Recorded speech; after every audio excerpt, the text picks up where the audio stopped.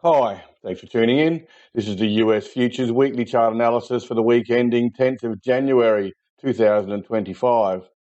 First chart is the US Dollar Index Futures, and you can see this is the wider view. Price has been trading sideways for an extended period of time. It's broken out above the highs of the range, and now it's moved up to the lows of the range above, where there's a chance there's increased supply sitting up here, which we won't know for sure until it's tested. But at this point, you would expect there's some chance increased supply lies above in that zone. If we move in a little closer, this is the view we normally see. You can see that price has broken out above the highs of the old range here. This is an area where it was anticipated there'd be lower supply, and price has moved through there quite easily. The market traded back through the range of the previous bar this week, down here, and then reversed to close back at the lows of the range above. So price is well placed to make an attempt to push through and into this zone above, where I anticipate there will be some increased supply. So just watch that. There may not be a huge amount of increased supply initially, but as price moves higher, I think you may find supply increases. So it may be that price can move up to 110 without too much difficulty, but above that, I do think the market will find it a little tougher than it has done recently. E-mini S&P pulled back this week, which was a little disappointing. It does make some sense, I guess. You've got a lot of the market coming back from the holiday period. You can see volumes are increasing and are getting back towards more average amounts.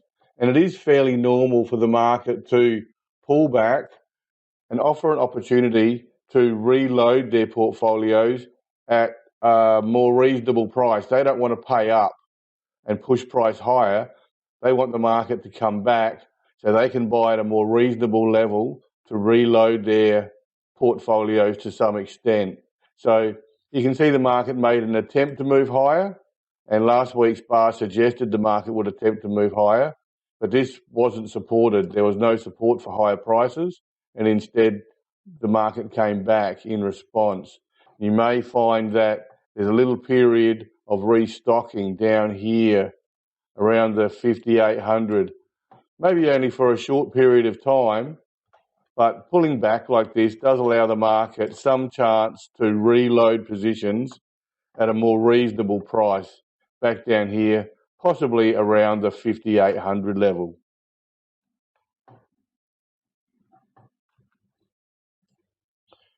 US Treasury 10-year note futures. We noted last week the weak up bar in response to what appeared to be a threatening down bar. The market was threatening to break down here, and in response, there was only a weak up bar, which closed poorly, and you've seen the market actually push lower this week and probably has broken down. The range comes across from here. This is where the markets come down to, so it's a logical level, and there may be an attempt to support just around here. But this market does appear to have broken down this week. Copper price futures. Copper price futures had been consolidating sideways for some time. We have support below around the $4 level, and the market had been moving sideways and was potentially building up some strength, and we saw that strength emerge this week, and price push higher in response and up to this intermediate level in here, a little shelf that's built in here, highs of the range up here. I would expect a short period of consolidation, probably early next week, down here in response. And depending on how much supply is drawn out, you may see price push higher, or if supply continues to be drawn out, a deeper pullback to challenge those sellers. Gold price futures. Gold price futures, similar to the copper price futures, had been in consolidation mode sideways. Here's the highs and the lows of the range. You saw the market had been moving sideways in response, and I suggested last week that it wouldn't take much to push price up to the highs of the range, and that's what's happened this week. Although volume was pretty good, to be honest, above average, so that's good for this time of year. Similar to the copper price futures, I would expect a brief period of consolidation, sort of in this sort of level, within the 50% mark of this bar, if possible. And if supply is not drawn out or it's modest, you will likely see price at least attempt to push higher in response. Silver price futures. Silver price futures, similar to gold and to copper, they moved higher this week. The highs of the range come through here, and the market has been trading in consolidation mode, just in the shadow of that line. And we noted over the last few weeks that there has been some support in the market, and perhaps positions were being built, and in response, prices pushed up to the highs of the range this week, sort of similar to gold, up to the highs of the range. There may be a small period of consolidation in response, and if there's not much supply drawn out, you would expect an attempt to push higher and possibly break out above the highs of the range. Like crude price futures have also continued higher this week. Here's the important highs of this range and its lows through there. The market attempted to break out last week. There was a little test for supply early in the week, down there below the previous bar's close, and then a push higher in response later in the week. Highs of the range come through here. So you can see the market has pushed right up to the highs of the range and closed just below it. You would probably expect, similar to those previous markets, a period of consolidation in response here. And if supply is found to be modest, there may be an attempt to push higher in response. If supply continues to be drawn out, you would likely expect price to come back a little deeper and challenge the sellers. Euro US dollar currency futures were a little subdued this week. You can see that price broke below this level 2 weeks ago. There was an attempt to push higher in response, but supply continued to be drawn out and price pushed lower. The market was able to close above the previous bar's low, which is a modest positive at best, but the market's hanging on. It doesn't want to break down, or it didn't want to this week. It's hanging on, possibly for dear life, but it's hanging on, and this week it was successfully able to remain within the previous bar's range. It does look more negative than positive. It looks vulnerable to continue lower, but it is attempting to hold on. British pound currency futures really broke down last week and continued lower this week. There was an attempt to push higher in response, which ultimately failed pretty quickly, and prices moved lower. The close this week was well below the previous bar's low. Prices moved well below this level and is on its way down to this level below. Now, generally when the market hangs like this between two important levels, it either means the market's overshot to some degree and there'll be a response back into the level above, or there's still more to come and price will come down to the logical level. So it'll be one or the other. At this point, it looks like it'll probably move lower, but that's more speculation at this point. The market's hanging between two important levels, and you'll generally see either a recovery or a continuation. You can see that the market is going to do one of those two things. It's very unlikely it's going to consolidate hanging between the two levels. It's going to move higher and attempt to recover back above this level here, or it's going to continue lower and attempt to consolidate at this lower level. Japanese yen currency futures continued sideways this week. There was a threat to move lower down here, but the market did recover sufficiently to close right at the lows of the range.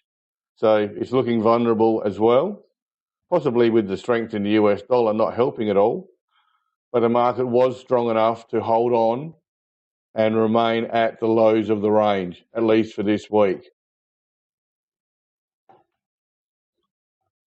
Aussie dollar currency futures pushed below the 62-cent level this week.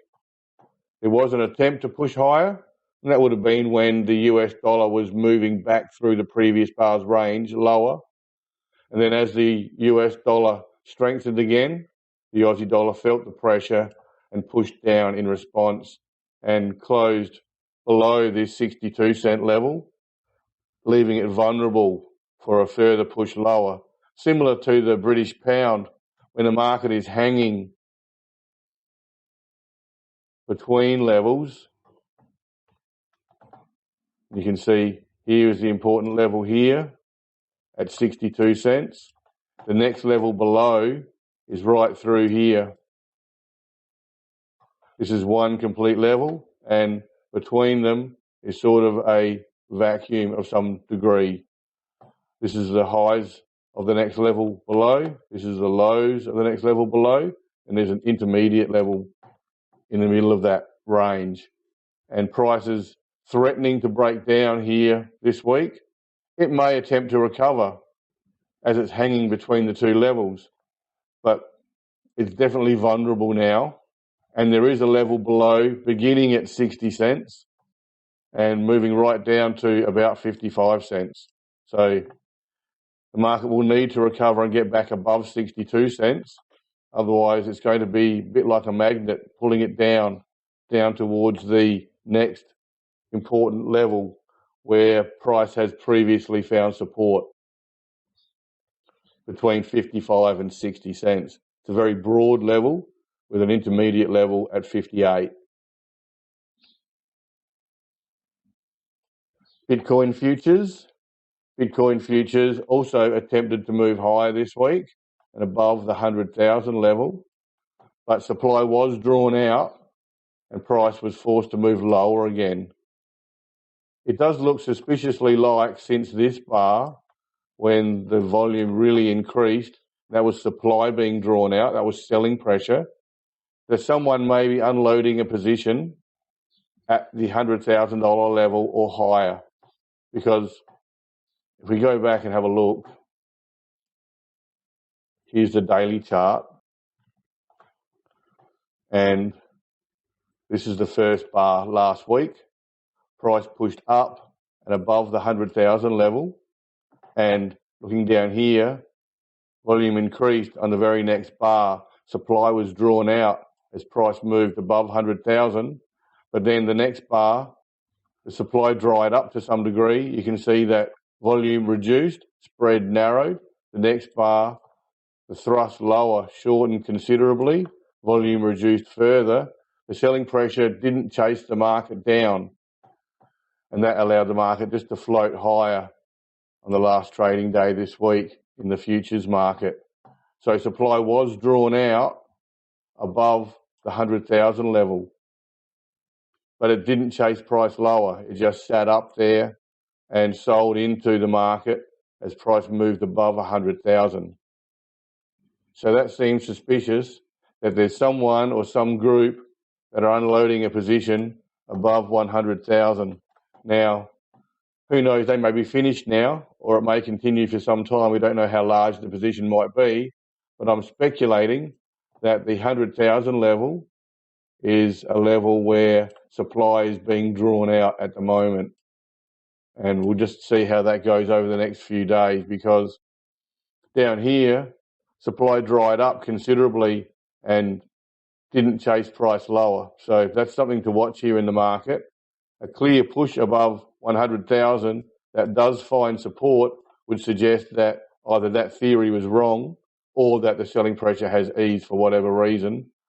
Otherwise, I think the market's more likely to move sideways further in response, because selling pressure eased right off as price pushed below the 100,000 level. Just back to the US dollar index futures quickly. You can see where the market is. It's pretty obvious. Here's the highs of the old range. Here's the lows of the new range above. It's likely there'll be a steady increase in resistance if price attempts to push into this range. Perhaps not too bad around the 110, but increasing as price moves higher. This market does like to test for supply early in the week, so you may see just some testing for supply like this very early in the week, and then a response depending on how much supply is actually drawn out. Okay, thanks for your time. Do it again next week. Thank you. See ya.